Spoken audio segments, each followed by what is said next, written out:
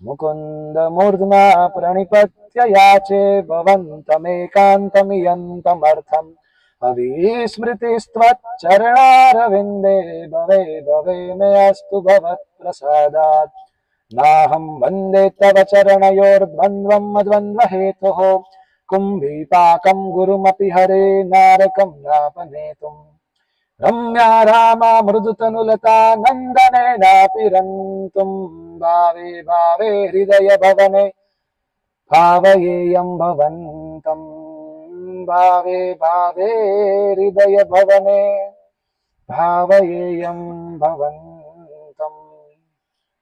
हरे कृष्णा। બસ પ્રભુ આમ આવી જાઓ, મારા તમારા વચ્ચે ફોન આવી જશે.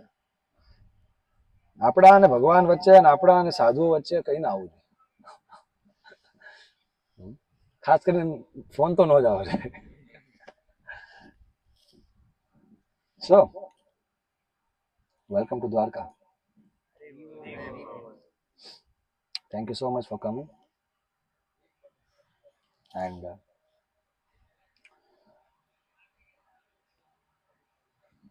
आपका कल रात का यात्रा कैसा था? कल दोपहर का या रात का? हरि बोल था? Okay. I hope that is a positive Hari बोल. और आज सवेरे से यहाँ का भगवान द्वारकाधीश का दर्शन और प्रसादम ओके. फिर थोड़ा आराम मिला या आराम मिला तो आराम कैसा था? ऑफ कोर्स हम धाम में आराम करने नहीं आए. अगर थोड़ा आराम कम होगा 2 दिन तो हमको आराम मिलेंगे. That's all right. आराम तो बहुत जन्मों से कर ही रहे हैं. आहार निद्रा भय मैथुन आमचा. भक्तों के संग में धाम में आना ये परम सौभाग्य है. हमें समझना चाहिए कि मनुष्य जीवन का उद्देश्य भगवत प्राप्ति है, क्योंकि हम सब आत्मा हैं. हम इस संसार के नहीं हैं और इस संसार की कोई वस्तु हमें संतुष्ट नहीं कर सकती. और हम बहुत जन्मों से, करोड़ों जन्मों से हम अलग अलग शरीर में हमारी संतुष्टि व्यर्थ ही खोज रहे हैं, लेकिन हमारी संतुष्टि भगवान के साथ हमारा जो प्रेम है उसके अंदर है. चैतन्य चरितामृत में एक श्लोक आता है, प्रेम धन विना व्यर्थ दरिद्र जीवाना दासे करी वेतन मोरा देहो प्रेम धन. सो प्रेम को यहाँ पे धन बोला गया है. इसको हम आगे क्या मिलेगा? धन मिलेगा.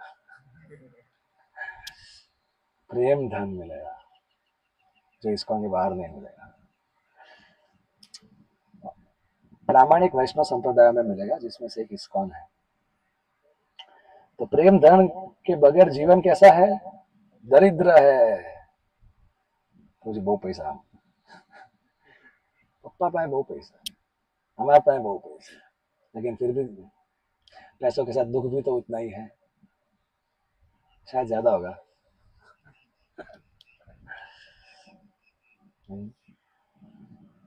तो दरिद्र है जीवन और व्यर्थ है जीवन, क्योंकि मनुष्य जीवन पाइया राधा कृष्ण ना भजिया जानिया सुनिया विष खाइया. जान मूझ के अमृत छोड़ के हम जहर पी रहे हैं. खास करके सत्संग में बैठने के बाद पता चल गया कि आत्मा के लिए इंद्रिय तृप्ति जहर है और भगवान की भक्ति अमृत है. तो हम क्या करते हैं? शरीर और मन की इच्छाओं को पूर्ति करने के लिए भक्ति को दाव पे लगा देते हैं. तो अमृत छोड़ दिया और जहर, पता है ये जहर है, फिर भी जानबूझ के पी रहे हैं. तो ये जो प्रेम धन है,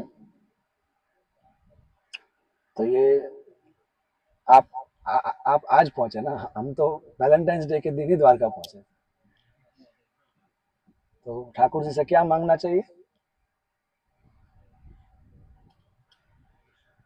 आ, प्रेम मांगना चाहिए, है ना? तो जी प्रेम के साथ कुछ और भी चलेगा क्या? तो फिर वो प्रेम तो फिर वो प्रेम नहीं रहेगा, क्योंकि प्रेम के साथ कुछ और भी चाहिए। समझ में आ रहा है? तो कैसे मिलेगा प्रेम? थोड़ा मेहनत करो, भगवान के पास से चाहिए तो भगवान के लिए काम करो, दासे करी, भगवान का दास बन के। बहुत सारे लोग नौकरी करते हैं, हम भी नौकरी करते हैं, हम सुप्रीम की नौकरी करते हैं, supreme government job, sorry eternal placement है ये प्लेसमेंट का क्या करना है? तो दासे करी, वेतन मिलेगा, वेतन। वेतन में क्या चाहिए? भगवान भगवान ने पूछा मुचुकुंद जी को क्या चाहिए, मुचुकुंद जी बोले कर्ज। अब मैं अपने आप को फिर से छलना नहीं चाहता, मैं समझ गया हूं कि ये पूरा संसार में केवल चीटर्स और चीटेड है। अब मैं समझ गया हूं। तो मेरे को क्या चाहिए? मेरे को आपकी प्रेममयी सेवा चाहिए, आपकी भक्ति चाहिए। भगवान बोले तुम तो समझ गए। कैसे समझ गए? बोला आपके शुद्ध भक्तों का थोड़ा संग मिल गया था, उन्होंने गले के नीचे बात उतार दी कि हमारे हृदय में एक छेद है। अब बोलो क्या बात करो, तो एक्सरे कराना पड़ेगा। जिसका शेप है कृष्ण का शेप है वो। तो जब तक उधर आप गाड़ी, बंगला, नौकरी, छोकरी, वर्ल्ड टूर, पैसा, तो वो फिट नहीं होगा ना। तो इसलिए हमेशा कुछ खालीपन लगता है। सब कुछ वही है पर कुछ कमी है, तेरी आहटें नहीं है। तो वो तेरी मतलब भगवान की। और फिर जब इसलिए जब हम भक्ति में आते हैं तो वो कृष्णा जब अंदर वो फिट हो जाते हैं, हरि बोल, तो लगता है यार मजा आ रहा है। पता नहीं क्या हो रहा है लेकिन प्रभु जी संतुष्टि लग रही है। तो हम आत्मा है और आत्मा को अपना खोया हुआ जीवन फिर से मिल रहा है। इसीलिए हालांकि हम शारीरिक देहात्म बुद्धि में ज्यादा रहते हैं, लेकिन जब हम भक्ति करते हैं तो हमें समझ में नहीं आता, लेकिन गहराई में आत्मा भगवान के स्पर्श से, संपर्क से आध्यात्मिक आनंद की अनुभूति कर रही है। लेकिन वो क्योंकि हम अभी आत्मा के स्तर पे नहीं है, इसलिए हमें केवल इतना पता लगता है कि यार कुछ अच्छा लग रहा है, और ये शरीर और मन की इच्छाओं को की पूर्ति से ये ज्यादा फुलफिलिंग है। इसीलिए बार बार बाहर जाने की इच्छा होती है, पाप करने की इच्छा होती है, लेकिन फिर भी पाप करने से पहले या पाप करते करते तो यही इच्छा आती है कि यार भगवान की भक्ति में ही मेरे को ज्यादा लगना चाहिए, क्योंकि हमें वो स्वाद मिल गया है। इसलिए हमें कभी भक्ति नहीं छोड़नी चाहिए, चाहे चाहे कोई भी कीमत क्यों न चुकानी पड़े। हाँ, लेकिन पागलपन भी नहीं करना चाहिए जीवन में। एक प्रामाणिक संत गुरु के मार्गदर्शन में अपना जीवन जीना चाहिए। तो हमारा जीवन का लक्ष्य क्या है? हाँ, प्रेम प्राप्त करना। इसलिए हम वैलेंटाइंस वीक में हम द्वारका आए हैं प्रेम मांगने के लिए। तो हमारा सबका जन्म भारत में हुआ, मनुष्य जीवन मिला,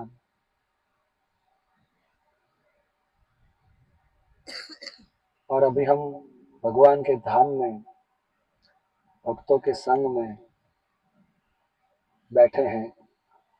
कीर्तन मिल रहा है, कथा सुनने को मिल रहा है, ठाकुर जी का दर्शन मिल रहा है।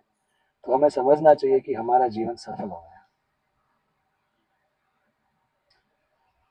जब हमारा हिसाब होगा तो पूरे जीवन में जो किया वो एक बाजू, और ये द्वारका की 2 दिन की यात्रा एक बाजू, और हिसाब करने वाले बोलेंगे पास हो गया ये, छोड़ो इसको, पास हो गया। प्रभुपाद ने पास कर दिया सबको। तो इसीलिए हमें आध्यात्मिक आंखों से, ज्ञान की आंखों से, सत्य की आंखों से धाम के दर्शन करने चाहिए, भक्तों के दर्शन करने चाहिए, भगवान के दर्शन करने चाहिए और आध्यात्मिक जीवन को जीना चाहिए। जब हम धाम में आते हैं तो हमारा धाम में आने का मुख्य उद्देश्य क्या रहता है? प्रेम प्राप्त करना। प्रेम कैसे प्राप्त होगा? भगवान के नाम के जप से। भगवान का नाम का जप हम कैसे अच्छे से कर पाएंगे? जब हमारा हृदय शुद्ध होगा। ये जो गंदी चीजें भरी है ना अंदर, काम, क्रोध, लोभ, मोह, मद, मत्सर, वो कहीं से दूर होगी जब हम अच्छे लोगों के बीच में अच्छी जगह पे जाएंगे और अपने हृदय को, अपने मन को, अपनी चेतना को एक्सपोज करेंगे ये सब पवित्र चीजों को। When we'll expose ourselves to these pure things, तो हमारे अंदर गंदगी दूर होती है। इसीलिए हम धाम में आते हैं तो हमारा सबसे ज्यादा फोकस होना चाहिए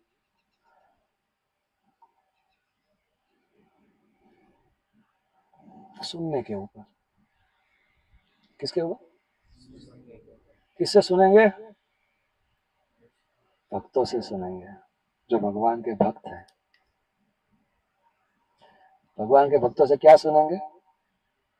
कथा सुनेंगे, कीर्तन सुनेंगे। उससे हमारी श्रद्धा और हमारा आकर्षण भगवान के प्रति बढ़ता है। इसे शुद्धिकरण कहते हैं। और फिर जब वो शुद्धिकरण के साथ जब हम भगवान का नाम का जप करते हैं धाम में, और फिर धाम में से जाने के बाद अपने घर पे अहमदाबाद में, तो वो तीव्रता आती है, वो क्वालिटी आती है, वो सिंसियरिटी आती है, जिससे हमें भगवान का प्रेम प्राप्त होता है। धाम में हमें ज्यादा से ज्यादा क्या करना चाहिए? कथा सुनना चाहिए, कीर्तन करना चाहिए, सुनना चाहिए, जप सुनना चाहिए, अपना जप सुनना चाहिए, और सीनियर्स और इक्वल्स के साथ अपना प्रेम का रिश्ता बढ़ाना चाहिए यात्रा में, क्योंकि वैसा तो उतना टाइम रहता नहीं। अभी हमारा कैसा स्थिति है कि भगवान अभी एक्सेसिबल नहीं है। भगवान का एक्सेस नहीं है ना, किसी के पास है क्या? नहीं है। लेकिन भक्तों के साथ एक्सेस है, और भक्त क्या करते हैं? भक्ति करते हैं। इसलिए अभी फिलहाल हमारा भगवान का भक्ति, भक्तों के साथ जो हमारा रिश्ता है उसके ऊपर निर्भर है। हमारा हमारा कैसा क्वालिटी ऑफ रिलेशनशिप्स है, specially with our seniors and our equals secondly, उसके ऊपर निर्भर करता है कि हमारी भक्ति की क्वालिटी कैसी होगी। जब हम यात्रा में आते हैं तो उनके साथ थोड़ा हमको टाइम स्पेंड करना चाहिए, सीनियर्स के साथ, इक्वल्स के साथ। और क्या बात करना चाहिए? कथा और कीर्तन। ऐसा नहीं कि क्या हुआ उसमें, क्या हुआ उधर, क्या हुआ। ठीक है, वो सब क्या करें, अब करना पड़ेगा तो अहमदाबाद जाके करेंगे। ये 2 दिन नहीं, ये 2 दिन द्वारकाधीश के नाम।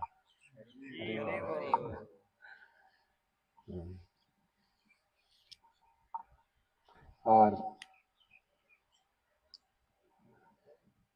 तो हम आज एक प्रेम पत्र पढ़ेंगे।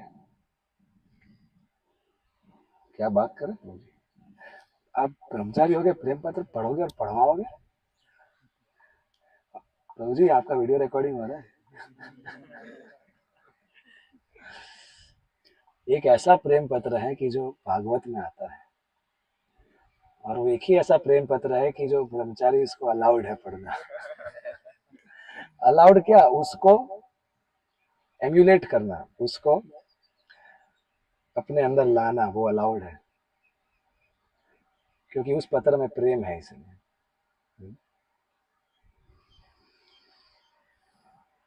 तो वो है रुक्मिणी जी का प्रेम पत्र भगवान कृष्ण के लिए। तो अभी हम द्वारका में बैठे हैं, तो रुक्मिणी जी ने हम सबको सिखाया कि कैसे भगवान से प्रेम किया जाता है। तो थोड़ा हम उनसे सीखते हैं। बैकग्राउंड ऐसा है कि रुक्मिणी जी का विवाह कृष्ण से ही होना था, सब तैयार थे। रुक्मिणी जी कृष्ण के लिए ही बनी थी,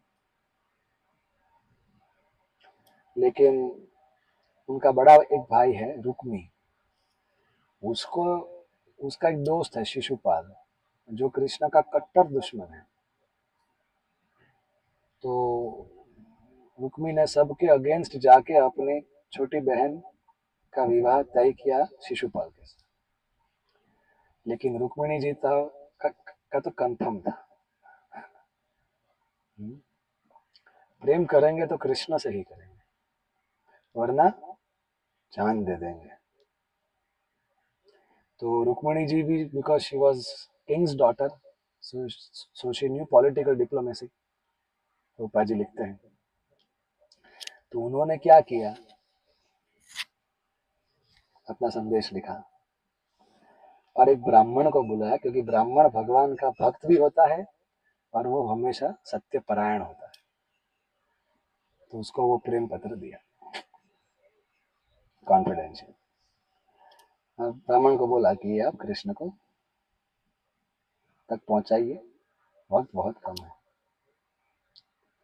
और ये बात कृष्ण को पता थी जब 18वीं बार जरासंध और काल्यवन दोनों ने साथ में अटैक किया। कहाँ पे? मथुरा पे। कृष्ण ने सोचा कि क्या करें, अब थोड़ा इम्पोर्टेंट काम पे थोड़ा अभी हमको फोकस करना है। हमारा हमारा पहला विवाह होगा अभी, और एक प्रेम पत्र का हमको एक्शन में रिप्लाई करना है। सो वहां से भगवान निकल गए। तो इसलिए अब अगर भगवान माखन चुराते हैं तो वो माखन चोर है। जय माखन चोर की। आप कुछ चुराओगे तो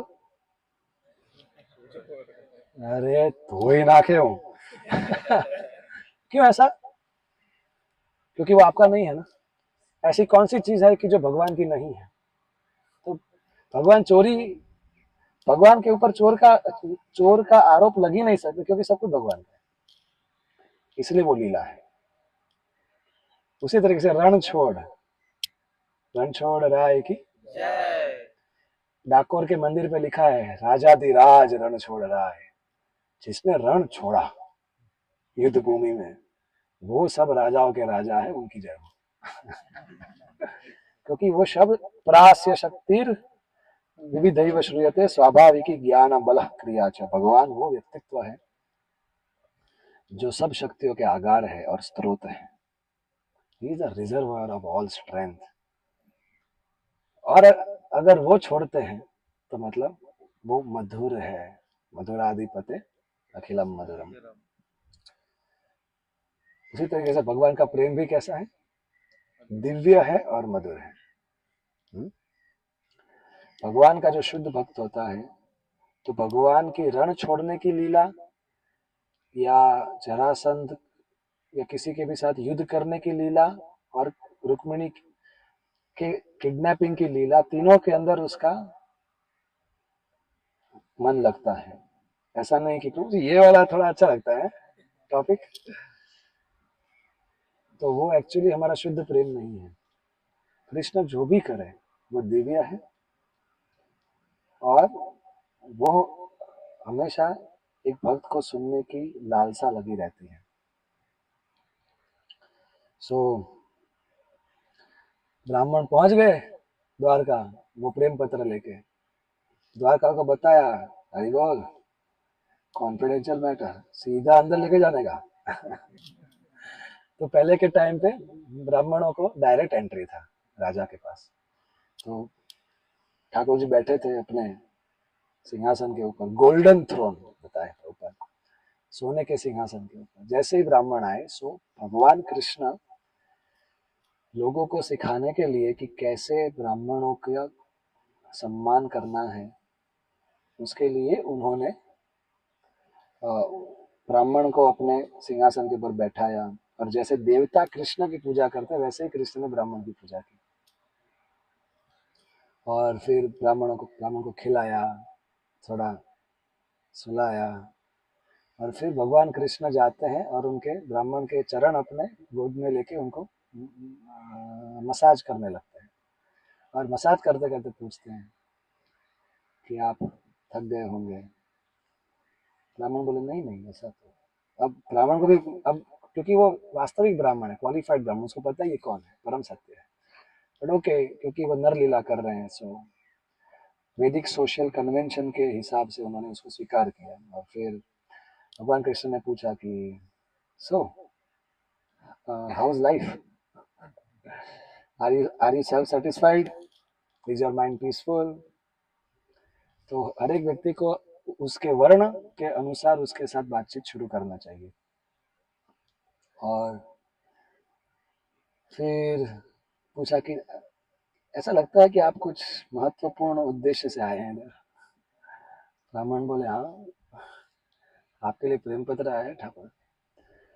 तो ब्राह्मण का क्या सौभाग्य है कि वो रुक्मिणी जी के संदेश वाहक बने, इसलिए उनको पूर्ण पुरुषोत्तम परमेश्वर भगवान द्वारकाधीश का साक्षात दर्शन प्राप्त हुआ। और ब्राह्मण की सेवा से भगवान ने हमें ये समझाया कि भगवान खुद ने ये दिखाया कि मेरे से भी ज्यादा महत्वपूर्ण है मेरे भक्त की सेवा। और फिर ब्राह्मण ने बोला एक्चुअली सिचुएशन थोड़ा टेंस है थोड़ा। कृष्ण बोला अरे यार हूँ छूने। और फिर बोला कि ये प्रेम पत्र है थोड़ा। और फिर कृष्ण ने बोला ठीक है, आप ही थोड़ा पढ़ दीजिए। तो फिर ब्राह्मण पढ़ते हैं। श्री रुक्मिणी उवाच श्रुत्वा गुणान् भुवन सुंदर श्रृंगतां ते निरवेश्य कर्ण विवरैर्हरतो अंगतापम् रूपं दृशां दृशिमताम् अखिलार्थलाभम्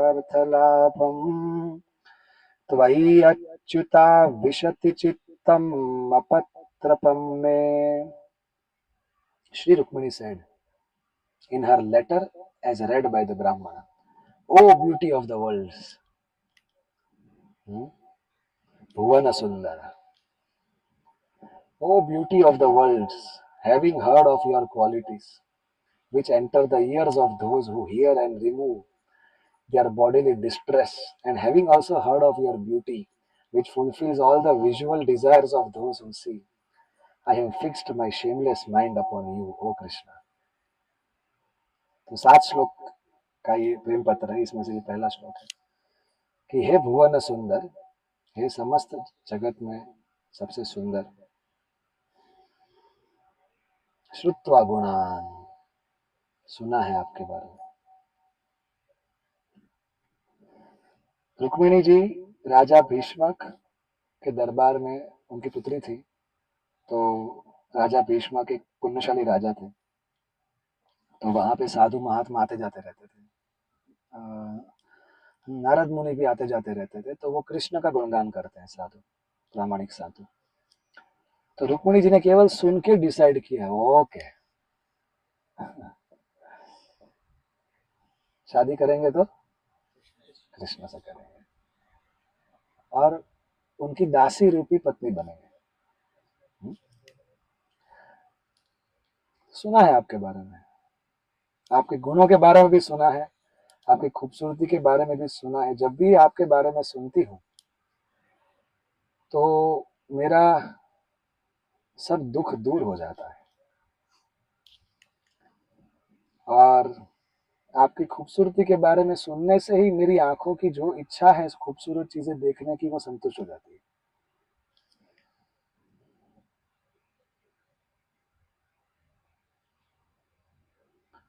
और इसीलिए मैंने अपना बेशरम मन आपके ऊपर केंद्रित कर दिया है। हे मेरे प्रिय कृष्ण, मतलब कि कब वो दिन आएगा कि आपको आमने सामने आपकी खूबसूरती को मैं निहारूंगी, ताकि वो मेरे आंखों की सार्थकता होगी। नेक्स्ट, कात्वा मुकुंद महति कुलशील रूपा विद्यावयो द्रविणधाम धीरापतिं कुलवती न वृणीत कन्या काले नृसिंह नरलोकमनोभिरामम्। हे मुकुंद, आत्मतुल्यम, आप केवल अपने से ही तुल्य हो। मतलब हम कहते हैं ना कि अरे आप तो, मतलब हम जब कंपैरिजन करते हैं तो आप इनके जैसे हो।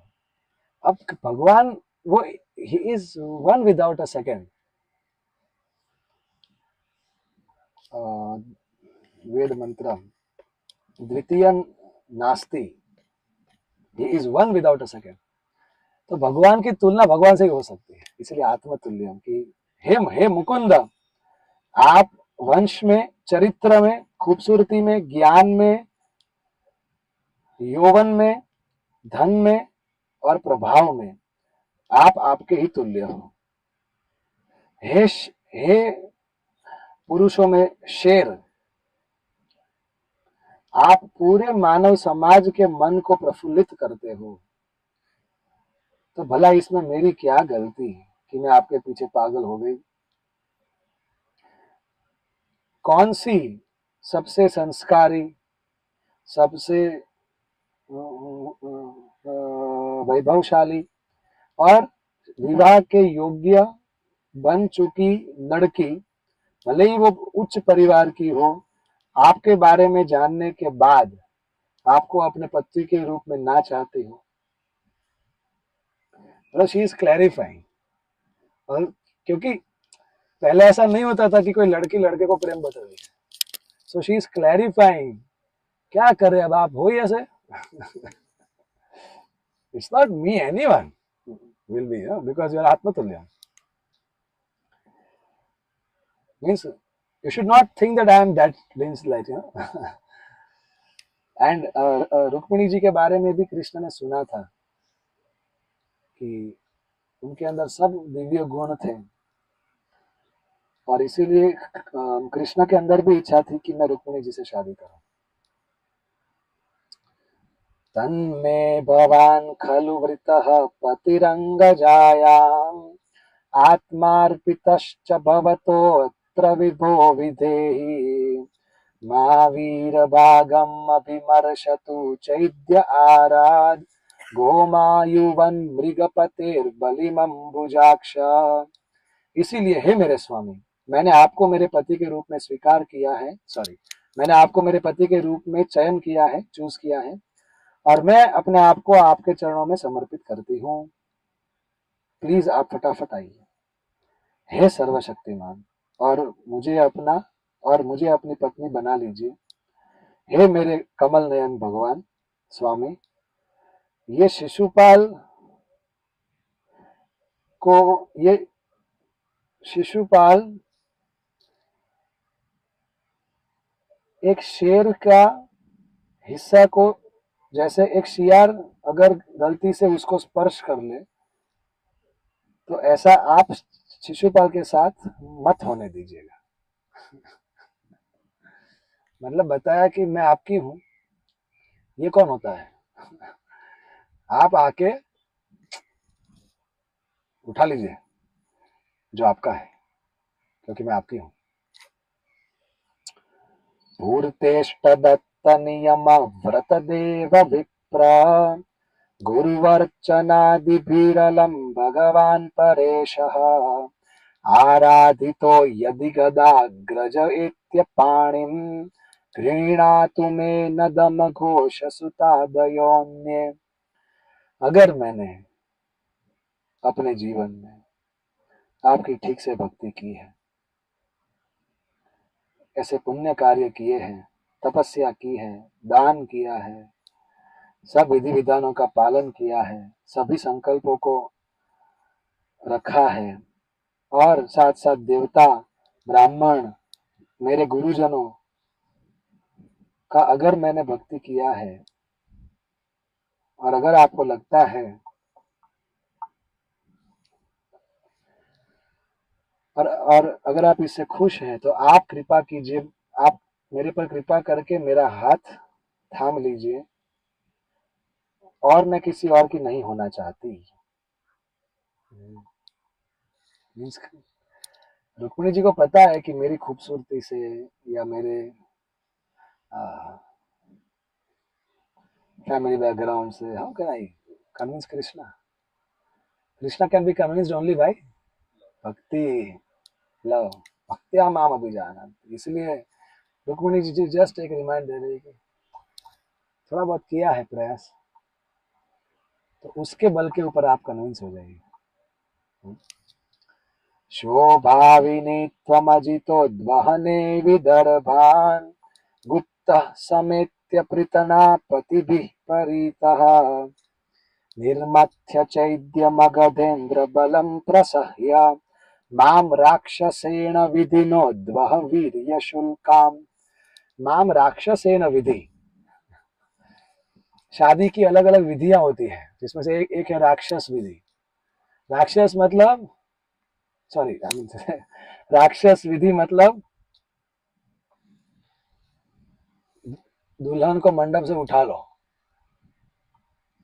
So we don't have to take any inspiration from this. हमें इसकी मधुरता को समझना है और इसमें आनंद लेना है। कृष्ण कर सकते हैं। ओ अनकॉन्करेबल वन, हे अजीत,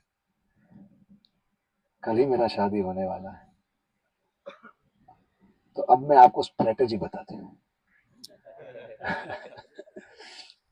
देखो, आपको विदर्भ में आ जाने का, घुस जाने का, कोई आपको देखने ना पाए, और बहुत बड़ी सेना के साथ मत आना, आपके जो मेन लोग हैं ना उसके साथ आना, आप बीच में रहना, और वो आपको घेर के रहेंगे, और ये सब जरासंध और शिशुपाल की सेना को चूर चूर कर देना, और राक्षस विधि के हिसाब से आप मेरे साथ शादी कर लेना। कब? कल। मैन, कृष्ण से जो राक्षस विधि में कंकोत्री थोड़ी होती है इसमें।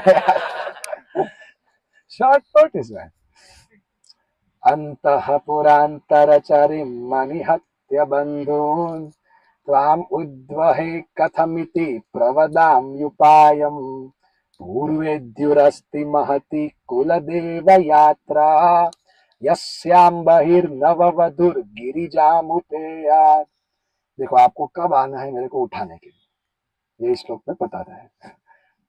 कैसा है कि मैं हमेशा अंदर रहूंगी, और सबको ऐसा लगता तो है कि आप आएंगे, तो बहुत टाइट सिक्योरिटी है इधर, जेड प्लस सिक्योरिटी। तो आप सोच रहे होंगे कि ठीक है, इसको तो उठा लेंगे और जो भी बीच में है उसको उड़ा देंगे। तो मेरी एक रिक्वेस्ट है कि मेरे परिवार वालों को आप कुछ मत करिएगा, क्योंकि उनसे भी मेरा प्रेम है। तो मेरे परिवार वालों को भी कुछ ना हो और मेरे को उठा लो, ऐसा मैं आपको एक स्ट्रेटेजी बताती हूँ कि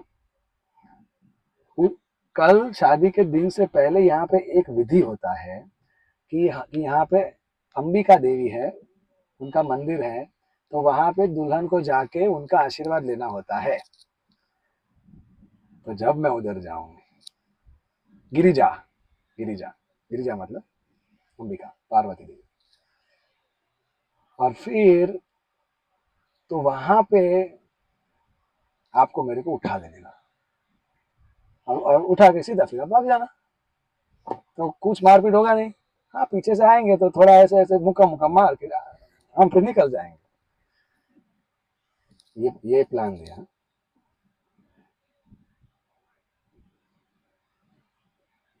अब ये लास्ट श्लोक है, फिनाल है। ये तो प्रपोजल है ना प्रभु जी। तो प्रपोजल का कंक्लूजन क्या है? यस्यांघ्रि पंकजरज स्नपनम महांतो वाञ्छन्त्युमापतिरिवात्मतमोपहत्यै यर्ह्यम्बुजाक्षनलभे भवतः प्रसादं जह्यामसुन् व्रतकृशान् शतजन्मभिः स्यात्। ओ लोटस आइड वन, हे कमल नयन, महान आत्मा है शिव जी जैसे, इच्छा करते हैं कि कब वो दिन आएगा कि आपके चरणों की धूल में मैं स्नान करूंगा और मेरा अज्ञान नष्ट होगा। तो मेरी तो क्या मजाल, ऐसा सोचती हूँ ये पत्र लिखते लिखते। इसलिए अगर आपने मेरे प्रेम पत्र को सीरियसली नहीं लिया, अगर हाँ नहीं आई, कोई दिक्कत नहीं है। मेरे को पता है कि आई डोंट डिजर्व, तो कोई दिक्कत नहीं है। लेकिन मैंने तो अपना दिल बना लिया कि मैं तो आप ही की होके रहूंगी, और अगर आप इस जन्म में स्वीकार नहीं करते तो फिर मैं अपना प्राण त्याग दूंगी और फिर अगला जन्म लूंगी और उसमें बहुत भक्ति करूंगी और फिर से आपको प्रेम पत्र लिखूंगी और फिर आपकी राह देखूंगी। अगर नहीं आया कोई बात नहीं, प्राण त्याग दूंगी, लेकिन किसी को होंगी नहीं। ऐसे मेरे को कोई दिक्कत नहीं, हजारों साल, सॉरी हजारों जन्म मर जाएंगे भक्ति करते करते, लेकिन कोई कंप्लेन नहीं। बस आपका नाम रूप गुण लीला का यशगान करते रहेंगे, आपकी राह देखते रहेंगे कि कब वो दिन आएगा कि आपकी कृपा होगी और आप हमें स्वीकार करेंगे। बाकी हम होंगे तो आपके ही। इसलिए मेरी आशा है कि शायद इस जन्म में या कभी जन्म में आपकी कृपा मिलेगी, लेकिन शादी तो आपसे ही करेंगे। हरि बोल। ये सुन के भगवान बोले चलो, और क्या बाकी है।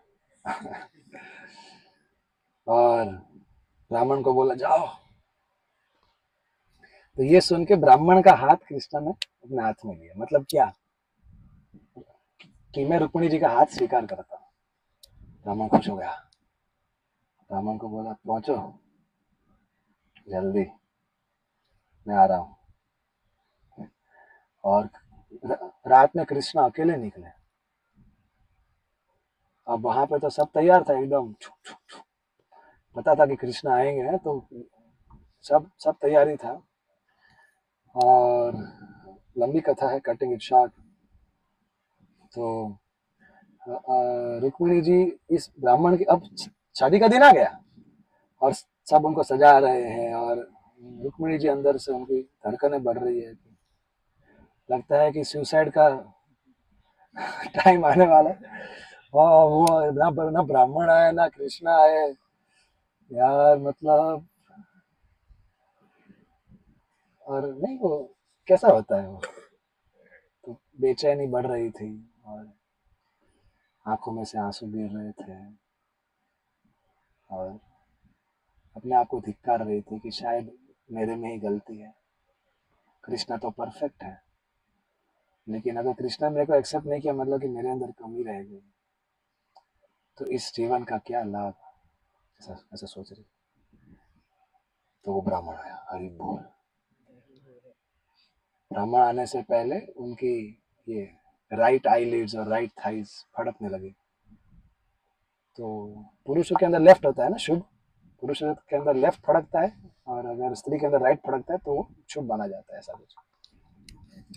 और फिर वो उसके बाद वो then she was filled with hope. और फिर उसके बाद ब्राह्मण आए। ब्राह्मण ने बोला एक्सेप्टेड, ऑन द वे है। रुक्मिणी भी बोला हरि बोल, वाह जीवन सार्थक कमाने। सोचेगी कि हमको हमको लेने कृष्ण आए तो कैसा लगेगा। अब ब्राह्मण को कुछ देना था लेकिन रुक्मिणी जी के पास कुछ था नहीं, तो उन्होंने प्रणाम किया ब्राह्मण को, थैंक यू, मैं आपका ऋण कैसे चुका पाऊंगी। और फिर तो रुक्मिणी जी तैयार हुई एकदम बढ़िया, खुशी खुशी। और फिर according to the strategy, according to the plan, Ambika ji के मंदिर पे तो उनकी पालकी जहाँ पे रुकी वहां से थोड़ा चलना था, क्योंकि पालकी के साथ मंदिर में जा नहीं सकते, ये नियम है। तो चल रही थी और तब तो कृष्ण आए नहीं, और अंदर पहुंच गई मंदिर, और अंदर तो एकदम टाइट सिक्योरिटी, और अंदर जाके प्रार्थना कर रही है पार्वती देवी को, मेरे को कृष्ण रूपी पति, मेरे को कृष्ण ही मेरे पति चाहिए, पता नहीं आएंगे कि नहीं आएंगे। फर्स्ट फर्स्ट फेज में तो आए नहीं, अब सेकंड फेज में आ जाए। तो ये प्रार्थना कर रही थी, तो दुर्गा देवी के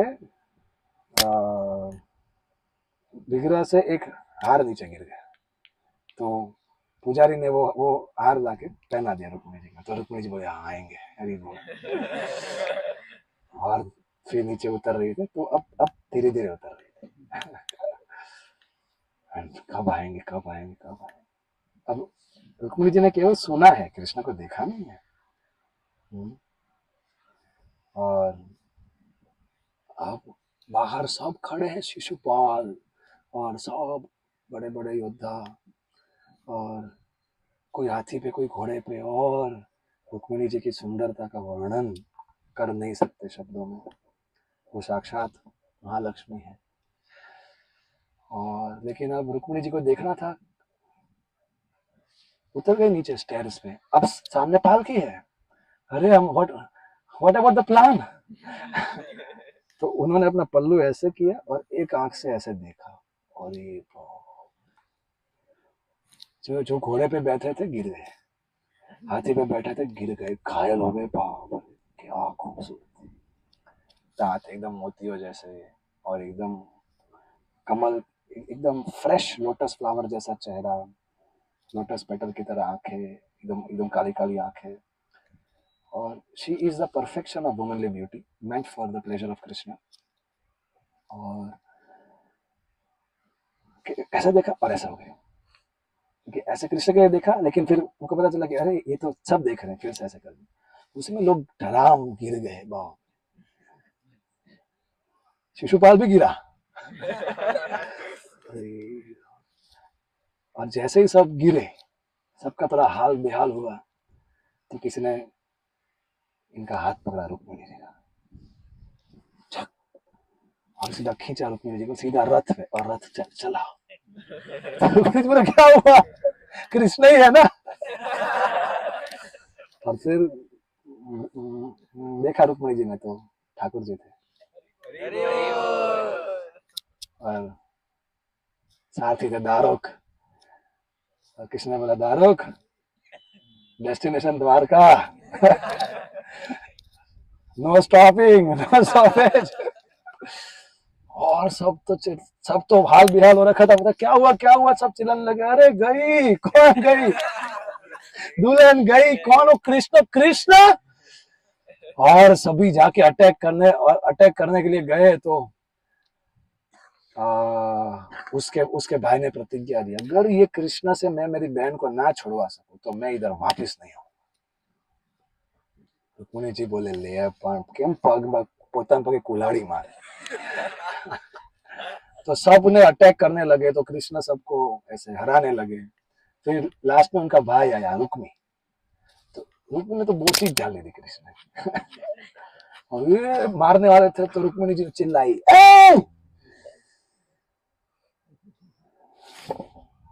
लेकिन अब क्या करें, एक और कृष्ण है एक और भाई है। लेटर में तो लिखा था कि दोनों।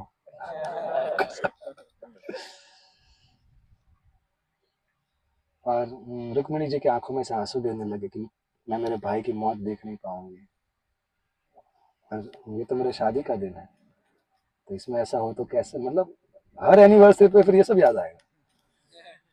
तो कृष्णा समझ गए, तो कृष्णा ने रुक्मी का थोड़ा मूछ, थोड़ा बाल का उधर ही वो थोड़ा इंसल्टिंग हेयर कट कर दिया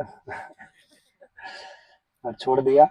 और फिर कृष्णा रुक्मिणी जी का को जीत के द्वारका में एंट्री की, और सब ने स्वागत किया, ओहो महारानी, पहली पटरानी, और रुक्मिणी जी क्या कितनी सुंदर थी, बोला परफेक्ट मैच, परफेक्ट मैच। और फिर बहुत ही धूमधाम से उनका विवाह हुआ। और रुक्मिणी जी के पहले पुत्र कृष्ण से जो हुए उनका नाम प्रद्युम्न। प्रद्युम्न के पहले पुत्र अनिरुद्ध। अनिरुद्ध के पुत्र अनिरुद्ध के पुत्र का नाम है वज्रनाभ, जिन्होंने वृंदावन में सब भगवान के मंदिर, सब मूर्तियों की स्थापना की। और ये भी जो द्वारकाधीश मंदिर है, ये सर्वप्रथम किन्होंने बनाया था? वज्रनाभ जी ने बनाया। और उसके बाद 700-800 साल पहले बिल्व मंगल ठाकुर जी आए, और फिर आदि शंकराचार्य जी आए, सबने निर्माण किया। और वल्लभाचार्य जी के भी अनुयायी हैं अभी। तो इसलिए हमारा बहुत बड़ा सौभाग्य है कि हमें ये वही भूमि है, ये वही द्वारका धाम है जो ऊपर आध्यात्मिक जगत में द्वारका है। ये भौम द्वारका है, वो परम व्योम द्वारका है। बस अभी हमें ये दिख नहीं रहा कि ये सब सोने का है, अच्छा है दिख नहीं रहा, बाकी ये दिव्य है। और यहाँ पे हमें अपने आप को आध्यात्मिक रूप से जगाना है। और हमें रुक्मिणी जी से क्या शिक्षा लेना है? श्रुत्वा गुणान, सुन के कृष्ण से प्रेम हो जाएगा। नित्य सिद्ध कृष्ण प्रेम साध्य का बुनाय, श्रवण आदि शुद्ध चित्त कर ये उदय। कृष्ण के प्रति प्रेम है हृदय में, कैसे उदय होगा? श्रवण आदि, श्रवण और बाकी सब भक्ति के अंग, भक्ति योग के अंग करते करते। इसलिए हमें भगवान का नाम और भगवान की कथा का श्रवण ज्यादा से ज्यादा करना चाहिए भक्तों के सामने। और इस प्रेम को प्राप्त करने के लिए अपना जीवन समर्पित कर देना चाहिए। और बाकी कहीं पे प्रेम नहीं ढूंढना चाहिए, क्योंकि वो छलावा है। और जो हमारे पास भी आता है ऐसा प्रेम ढूंढने के लिए, उसको भी बोलना चाहिए, चलो इसको उधर प्रेम मिला। हरे कृष्णा कृष्णा कृष्णा हरे हरे, हरे राम राम राम हरे हरे। तो अभी हमको तुरंत उधर जाना है, बाड़केश्वर महादेव के, वहां पे भी हमारा कांग्रेगेशन का लेक्चर चल रहा है। वहां पे अभी कृष्ण सुदामा जी का ड्रामा होगा। 6:15 बजे लेक्चर पूरा करना था, 6:30 हो गया। तो थोड़ा तेजी से ये सब उठाते उठाते, चलते चलते, दौड़ते दौड़ते हमें पहुंच जाना है। ओके। श्री रुक्मिणी द्वारकाधीश की जय, श्रील प्रभुपाद की जय, सामवेता गौर भक्त वृंद की जय, गौर प्रेमानंदे। हरे कृष्ण।